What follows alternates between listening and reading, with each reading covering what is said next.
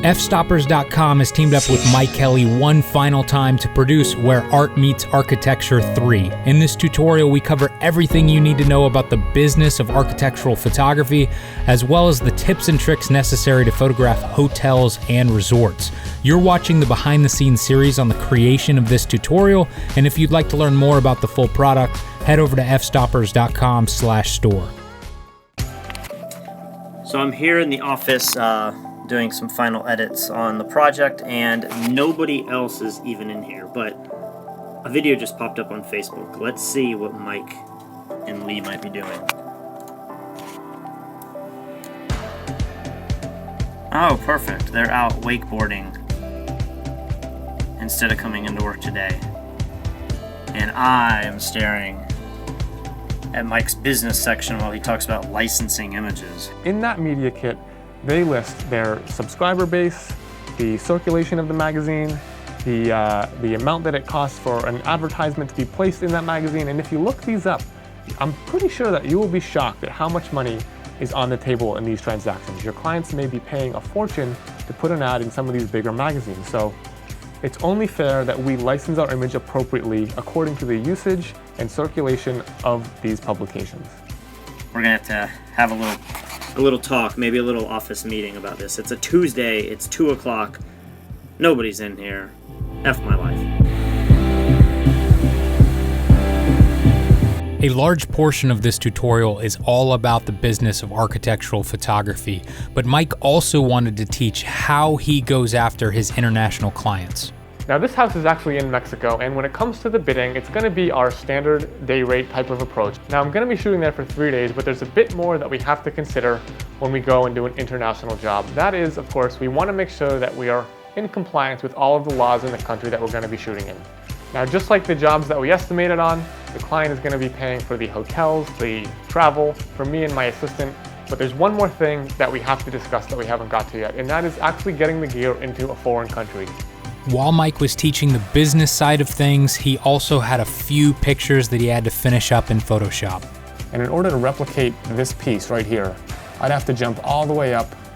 And if I start cloning that, it's not going to match up. Like, look at the difference in size between those diamonds. So what we're going to do is we're going to use the vanishing point clone tool. You can sample this pattern from, say, the left or the right around it, and Photoshop will automatically use an algorithm to shift those pixels so that when I sample this and move it over, it's going to perfectly line up in the center, and I can easily clone out that stain in the middle of the carpet. So today we are out on the beach, and we're going to be teaching Mike to kiteboard.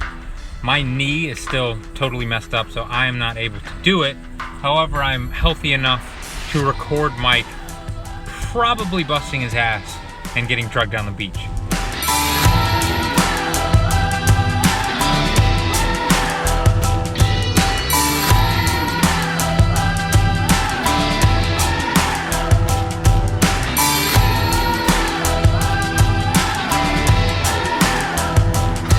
Yeah, this is the track right here. He got pulled right into the woods, but you were so freaking lucky.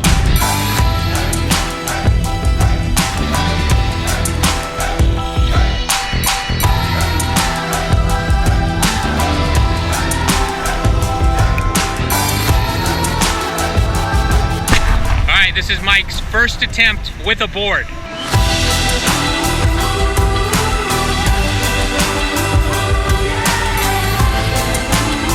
Ah, what the fuck? Why? Why? I just want to let you know I was about to go kiteboarding. You want to come?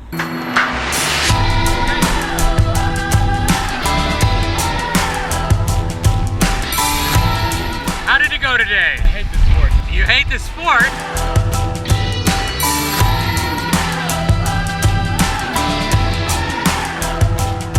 That was actually like I was doing legitimate kiteboarding. I got owned at the end, but I'm feeling way better about this.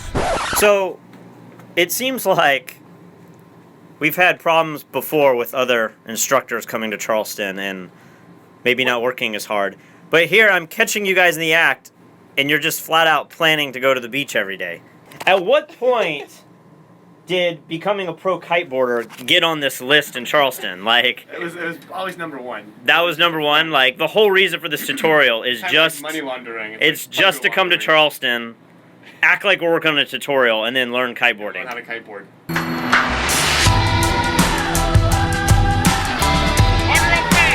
That's perfect! Perfect! You're doing really good. Really good. Yahoo! Excellent position.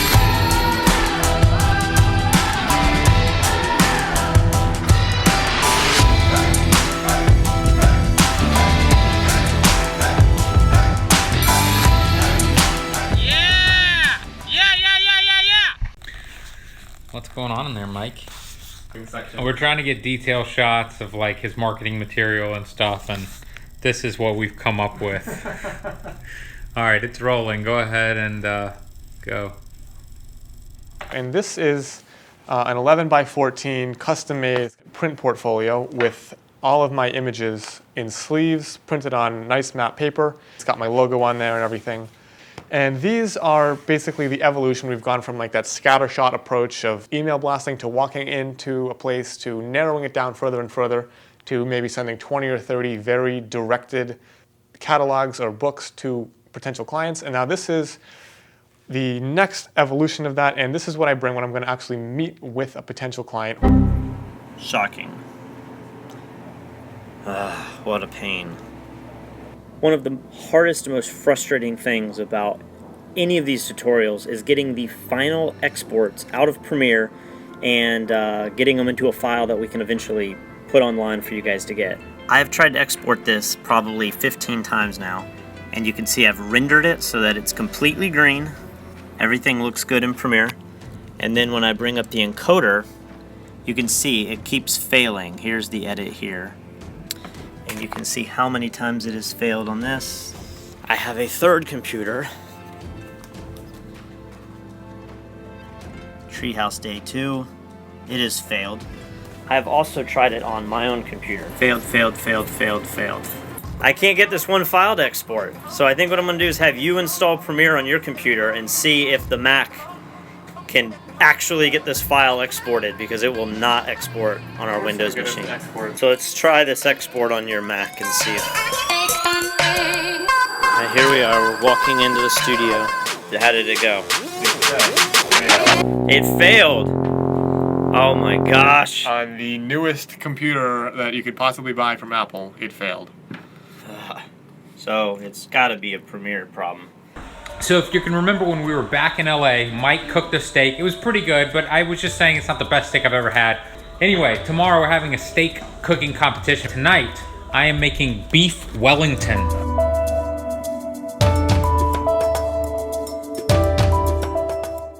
All right, so we're gonna put this in the fridge all night. Just let it baste in all the flavors and everything. And then tomorrow we bake it, and I win the competition.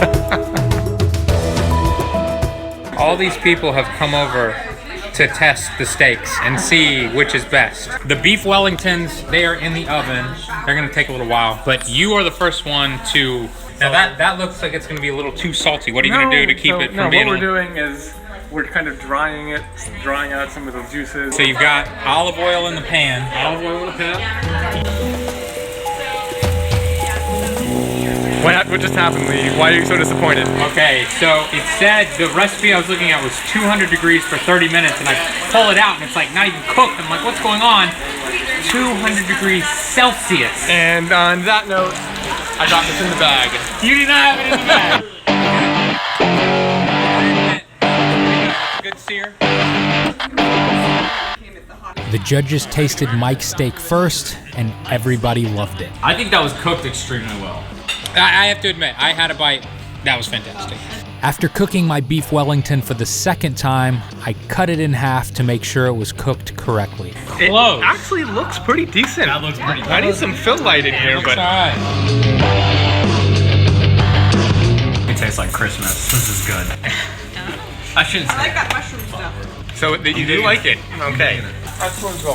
You like it? I do. I have to admit, I vote yours as the winner, though. But this is different. It is very different, but if I had to choose one, it's no competition. I choose yours. Okay, we all admit Mike's steak was fantastic, but Patrick is up now. Patrick is heating up salt like an idiot. I don't. All right, so what are you working with here, Patrick? This is the filet mignon. The secret. I can't explain what this is. Okay. What have you done to my pan? Yeah, it gets really hot on high. I think you're gonna have to buy me some new kitchenware. It just comes up. Look at this. Okay, so you have filled the entire house with smoke. Yeah, that's You've destroyed my pan. That's step 1 and 2. Next, we're just gonna put on a little tin foil like that. What in the world are you doing? What type of chef are you?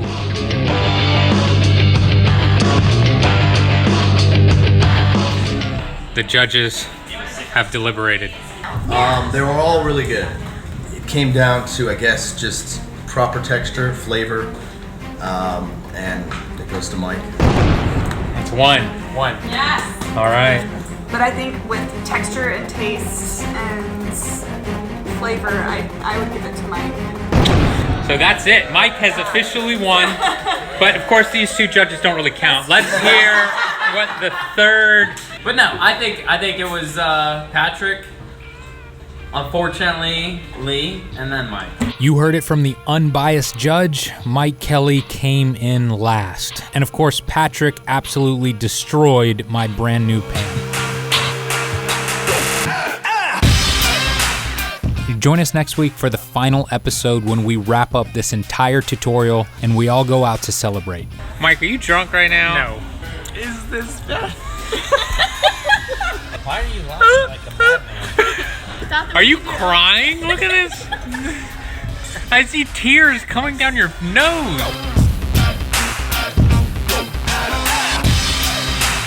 And as always, to learn more about the full tutorial, head over to fstoppers.com/store.